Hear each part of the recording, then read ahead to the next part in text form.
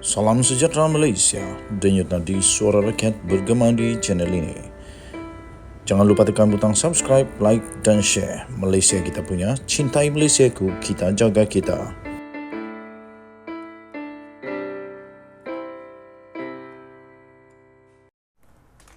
Salam sejahtera Malaysia, denyut nadi suara rakyat bergema di channel ini. Memang banyak sekali taktik orang-orang yang bijak-bijak ini.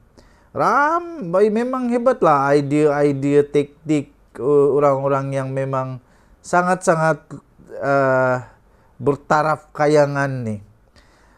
Bila satu cara tak jadi, buat satu cara. Sampai buat kajian pun dijadikan cara juga untuk menunjukkan bahawa mereka ini terlalu bijak. Terlalu bijak. Bijak betul terlampau. Sebagai bukti kebijaksanaan itu, pernah juga ada orang di Malaysia ini mengaku boleh membawa perubahan kepada negara Malaysia dalam masa 5 hari dan bukan 5 tahun. Saya pun tidak tahu siapa, tapi saya dengar-dengar daripada makcik sebelah rumah. Memang bijak, hebat betul lah. Hebat betul. Nah, kali ini satu kajian tiba-tiba dibuat menunjukkan kehebatan golongan-golongan yang mahu supaya ada kontroversi. Itu soalan. Ada kontroversi, supaya ada kontroversi. Adakah patut di dalam kajian itu kononnya Anthony Locke lebih popular dari Anwar? Aku tanya anak aku tadi tahu. Tanya anak aku, tanya makcik aku, tanya paci, tanya rakan sebelah rumah, makcik sebelah rumah. Lepas tu saya telefon kawan di KK, di Tawau, di Sandakan. Saya tanya, kamu kenal ke Anthony Locke? Kamu percaya atau tidak? Seorang pun tak kenal Anthony Locke. Nah, tu anak saya tanya dia. Tadi, saya tanya, Anthony Locke, dia tak pernah dengar. Tapi Anwar Ibrahim, saya tanya, Anwar Ibrahim kenal? Kenal Perdana Menteri sekarang. Kenal, betul. Saya telefon semua orang. Di atas bukit, di dalam gua, di luar gua, di atas air, di bawah air. Di mana saja itu orang, saya tanya, kenal Anthony Locke? Tidak kenal. Tapi tanya, kenal Anwar Ibrahim? Kenal, dia Perdana Menteri. Tapi ada satu kajian kononnya, sebuah kaji selidik terbaru kononnya mendapati Menteri Pengangkutan Anthony Locke lebih populer di kalangan rakyat. What the toot? Lucu juga lah. Saya betul-betul rasa lucu. Pertama saya mau tahu siapa yang buat kajian itu.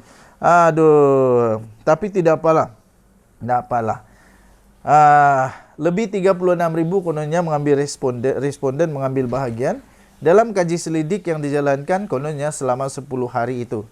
Dan setelah itu dapatan kajian selidik itu kononnya menyaksikan Anthony Locke memperoleh 49% undi. 49% undi. Kemudian undi yang diperolehinya itu melebihi undi berbanding Perdana Menteri Anwar Ibrahim yang sekadar mendapat 40% undi. Saya rasa pelik juga macam mana undian ini dibuat. Sebab betul, kalau tidak percaya, kamu datang pergi Sabah atau pergi Sarawak, kamu tanya orang kampung. Janganlah kau tanya orang politik. Memang orang politik dia akan tahu Anwar juga. Orang politik pun dia tahu Anwar. Kau tahu siapa Anthony Locke? Mungkin sekarang lebih terkenal sedikit lah Anthony Locke. Sebab Anthony Locke sudah jadi menggantikan siapa? Lim Guan Eng. Tapi dulu tidak pun kenal. Sekarang pun memang Anwar lebih famous dari dia. Tapi tidak tahulah macam mana boleh jadi itu. Kemudian Menteri Belia dan Sukan pula Hannah Yeoh berada di tempat ketiga dengan 39%. Ini pun saya mau tanya juga lah, macam mana boleh Hannah Yeoh dapat 39%? Sedangkan saya sama juga, saya tanya orang kampung semua anda tahu siapa Hannah Yeoh. Yang diorang tahu Anwar Ibrahim, si Anwar itu saja. Diorang cakap si Anwar itu saja. Dua lagi tenarai top 5 menteri paling popular diisi oleh Menteri Pembangunan Kerajaan Tempatan Nga Korming. Kamu tahu, saya pun baru tahu siapa Nga Korming. Apalagi nenek-nenek, maci-maci, paci-paci. Tapi tidak tahu macam mana diorang buat kajian ini. Saya pun mau belajar buat kajian begini. Okey, 34% undi Ngakon Ming. Kemudian Azalina Osman mulai dapat 33% undi. Saya fikir Azalina itu lebih terkenal lah. Tapi yang paling pelik itulah Anwar nombor 2, nombor 1 si Anthony Locke. Macam mana Anthony Locke boleh dapat undian lebih dikenali? Sedangkan memang betul field test. Saya buat field test. Betul-betul telefon kawan, telefon saudara, telefon orang kampung, telefon separa kampung di atas gunung. Tanya, kamu kenal Anthony Locke?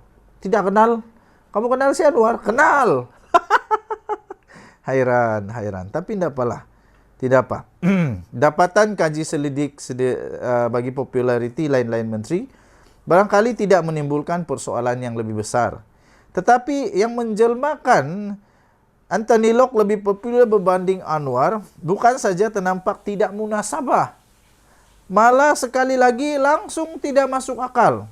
Tidak masuk akal, mana mungkin.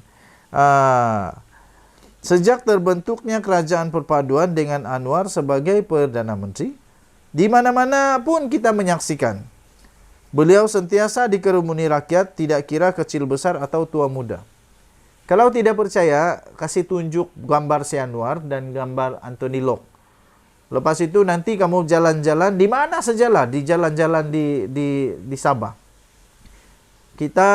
Kamu coba buat kajian. Ini kamu kenal Anthony Locke punya muka. Lepas itu kasih keluar muka Anwar. Ini kamu kenal. Nanti tengoklah betul atau tidak kajian ini. Betul atau tidak Anthony Locke lebih terkenal. Okey, akhirnya tuan-tuan dan puan-puan.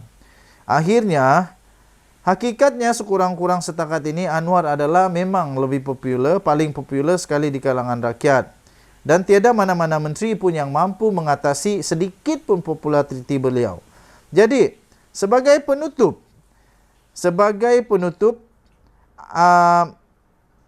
agak-agaklah kata Sabuddin Husin. Saya baca ini dari Sabuddin Husin sebenarnya, sabuddin.com.net.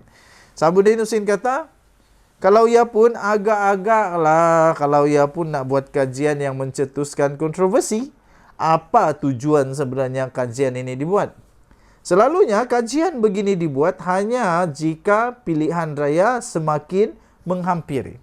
Dan calon-calon Perdana Menteri atau calon Presiden atau calon yang bakal memegang tampuk nombor 1, itulah yang akan dikaji siapa yang lebih popular. Itu nama dia undi popular yang mungkin menang.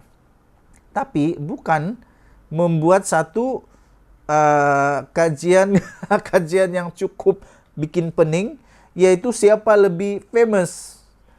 Memang tak masuk akal, tak boleh terima. Saya sendiri pun, saya terus terang, saya tidak setuju dengan keputusan Anthony Locke lebih famous daripada Anwar. Sebab realitinya memang betul Anwar lebih dikenali. Tidak tahu macam mana keputusan itu boleh keluar, tapi pada hemat saya sebagai penganalisis, sebagai pengulas politik dan pemerhati politik bebas di Malaysia, saya berani jamin Anwar lebih famous, lebih terkenal, lebih mendapat pengenalan sekarang di Malaysia dan seluruh dunia.